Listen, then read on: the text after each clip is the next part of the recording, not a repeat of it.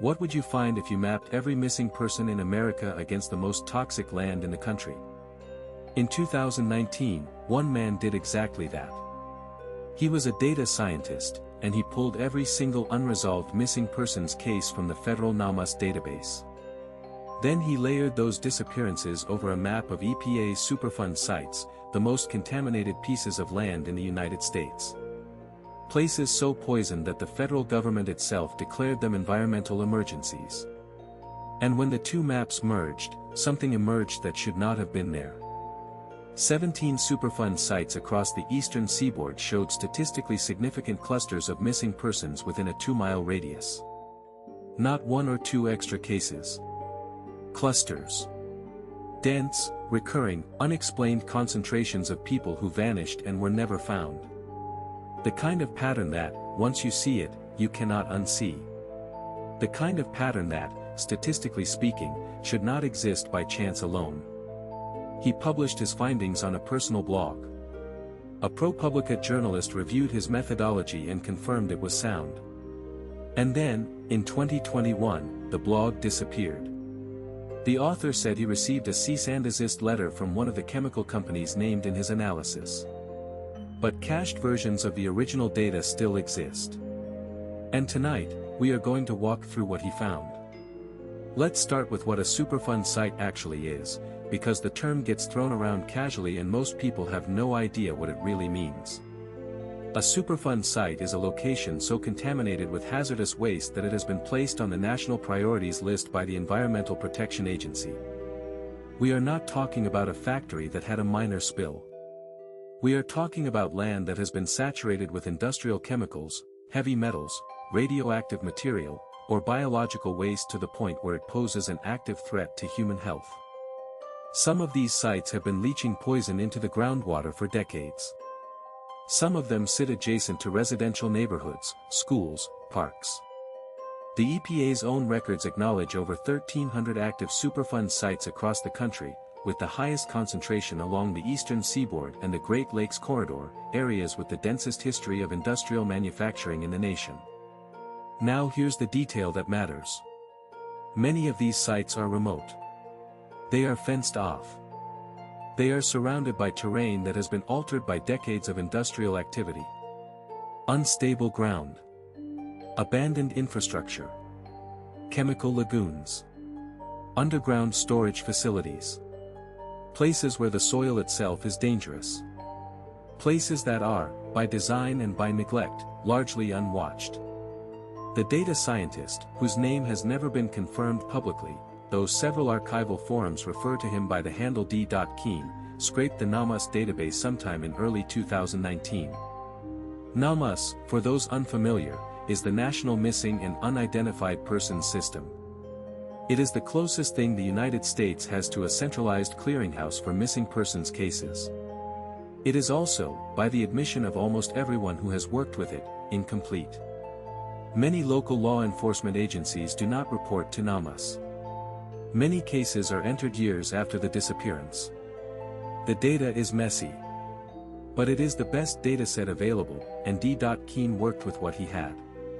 What he did next was straightforward in concept but enormous in execution. He geocoded every unresolved missing persons case in NAMUS, assigning latitude and longitude based on the last known location of the missing individual. Then he overlaid that data on the EPA's own Geographic Information System data for Superfund sites. And he ran a spatial clustering analysis. 5 things stood out immediately in his results. First, 17 specific Superfund sites showed disappearance clusters that exceeded what any reasonable statistical model would predict for those geographic areas, even after controlling for population density, urban proximity, and transient population patterns. Second, the majority of the missing individuals in these clusters shared a demographic profile. They were adults between the ages of 22 and 45, predominantly male, and disproportionately from low-income backgrounds. Many had last known addresses within 5 miles of the sites in question. Third, the disappearances were not concentrated in a single time period. They spanned decades. Some clusters included cases from the early 1990s alongside cases from 2017 and 2018. Whatever was happening near these sites, it was not a single event. It was ongoing. Fourth, in at least 6 of the 17 clusters, the missing individuals had no known connection to each other. They were not from the same social circles, did not share employers, and in several cases did not even live in the same county. The only geographic feature they shared was proximity to the Superfund site. And fifth, perhaps most disturbingly, in 11 of the 17 clusters, at least one of the missing persons had been employed in some capacity related to the site itself. Environmental remediation workers. Truck drivers contracted to haul contaminated soil. Security guards. Surveyors. People whose jobs took them onto or near that poison ground. D. Keen's blog post, which cached versions show was titled "The Radius Problem," ran approximately 4,000 words. It included interactive maps, downloadable datasets, and a detailed explanation of his statistical methodology. He was careful to note, repeatedly, that correlation is not causation. He did not claim that the Superfund sites were the cause of the disappearances. What he claimed was narrower and, in many ways, more troubling. He claimed that the pattern existed, that it was statistically robust, and that no one appeared to have noticed it before. A ProPublica journalist, whose name also remains unconfirmed in the archived materials, reportedly contacted D. Keen after the blog post began circulating on data science forums. The journalist reviewed the methodology and, according to a now-deleted tweet thread, confirmed that the statistical approach was appropriate for the type of spatial analysis being performed. The journalist also reportedly reached out to the FBI, the EPA, and multiple state-level law enforcement agencies for comment. None of them responded. Not a single one. And that silence, more than anything else in this story, is what I keep coming back to. Because there are really only 2 explanations for that silence. Either every agency contacted independently decided the findings were not worth addressing, which is possible but would represent an unusual degree of coordinated indifference. Or someone, somewhere, already knew about the pattern. And the decision had already been made not to talk about it. In 2021, D. Keen's blog went offline. The site returned a standard hosting error for several weeks before the domain expired entirely. In a brief post on a data science subreddit, an account believed to be D. Keen stated that he had received a cease and desist letter from legal representatives of a chemical company that had been named in his analysis as having historical liability for 3 of the 17 Superfund sites. He did not name the company. He did not share the letter. He said only that he had been advised by his own attorney to take the blog down and that he was complying. That was the last anyone heard from him on the subject. Now, let me be careful here. There are legitimate reasons a company might send a cease and desist in a situation like this. If D. Keen's analysis, even inadvertently, implied that a specific company was responsible for disappearances near its contaminated sites, that company would have legal grounds to object. Defamation law exists for a reason. I am not suggesting that the cease and desist itself is evidence of guilt. But I want you to hold 2 things in your mind simultaneously.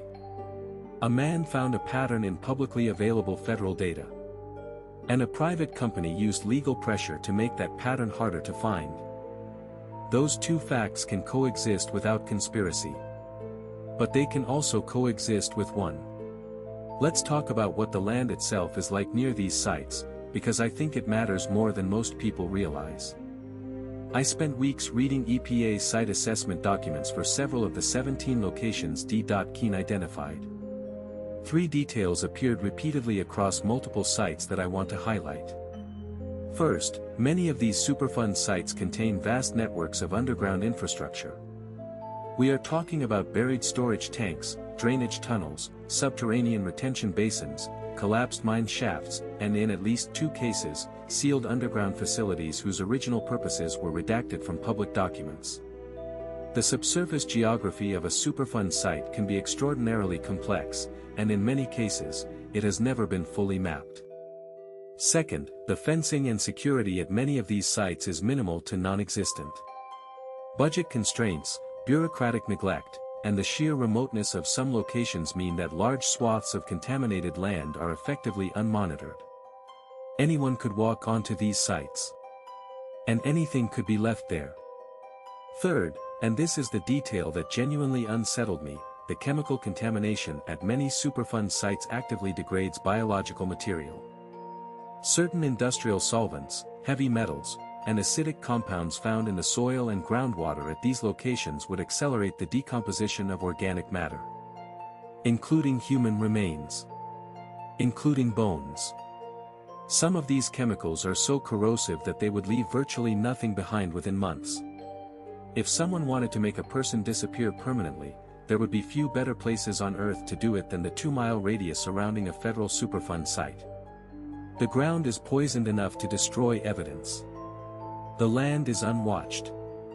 The infrastructure beneath the surface provides concealment. And the areas are so hazardous that no one is going to conduct a casual search. I am not saying that is what happened. I am saying the conditions exist for it. And the data suggests that something is happening in those locations at a rate that defies ordinary explanation. There is one more piece to this story that I have not been able to verify but that I feel obligated to mention. In the archived subreddit thread where D.Keen announced the blog's takedown, another user, whose account was created the same day and has since been deleted, posted a single reply. It read, and I am quoting from a screenshot that has been preserved on an archival forum, "You are not the first person to find this. You are the first person to publish it." That reply has never been explained. No one has come forward to claim authorship. It could be a troll. It could be someone trying to add dramatic weight to an already unsettling story. Or it could be exactly what it appears to be on its face, a statement from someone who knew. Because that's the thing about patterns in data. They don't emerge from nothing. If the clustering of disappearances near Superfund sites is real, and the statistical methodology says it is, then the pattern has been there all along. It was there before D.Keen found it. It was there in the data that the FBI has access to. It was there in the EPA's own geographic databases.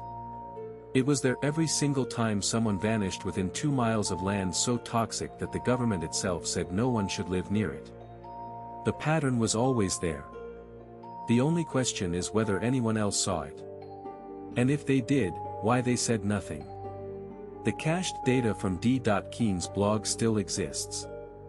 It has been mirrored on at least 3 archival sites. The datasets are downloadable. The maps are still interactive. Anyone with a background in statistics can review the methodology. And anyone with access to the NAMUS database can update the analysis with current data.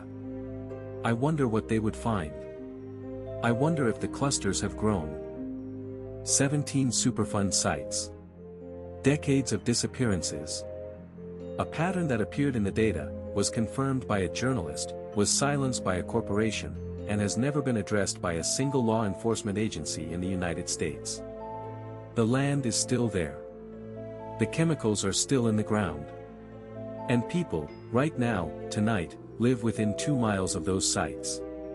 Some of them will file missing persons reports in the coming years. And some of those reports will never be resolved. What do you think is really happening near these sites? Is this a statistical artifact, a grim coincidence of poverty and proximity to dangerous land? Or did a data scientist stumble onto something that powerful people have known about for a very long time? Leave your theory below. Because the data is still out there, and someone needs to finish what D.Keen started.